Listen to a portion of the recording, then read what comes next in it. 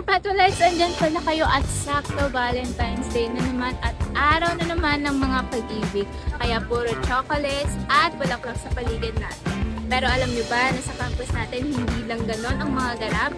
Kaya tara, samahan nyo ako maglibot-libot dito sa campus at kilalanin natin ang iba't ibang uri ng mga tao tuwing Valentine's. Kaya tara!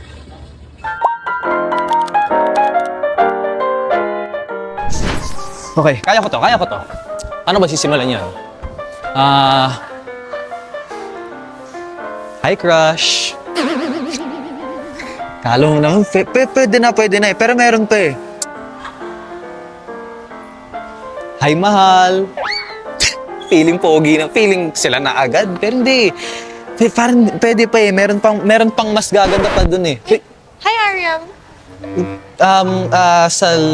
Basta pwede ka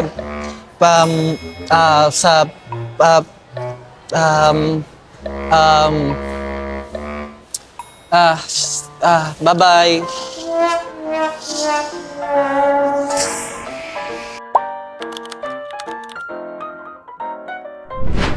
Ay, Valentine's na pala. Hindi naman masakit eh. Actually, peaceful ng buhay. Walang kadate, walang gastos, walang drama. Hindi, kaya ko to. Wala to.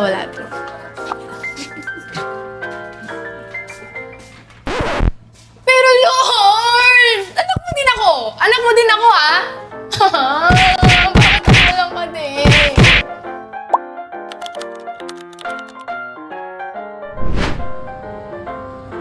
So, ano tayo today?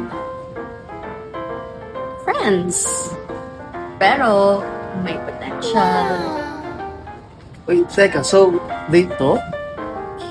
Mali. Study session. It's really... Ah,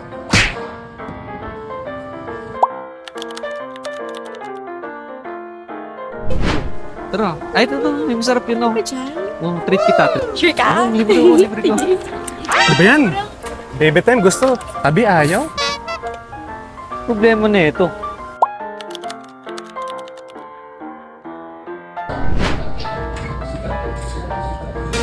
Uy! Pare!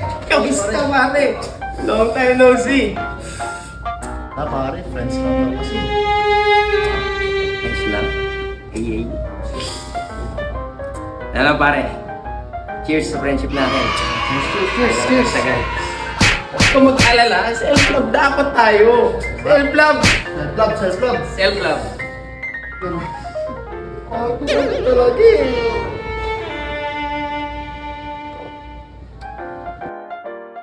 Ayan guys, kaman ngayong Valentine's, whether you're single, taken, confused, or emotionally unavailable, ang mahalaga nakapasa ka ngayon sa mga subjects mo at mahal mo ang sarili mo.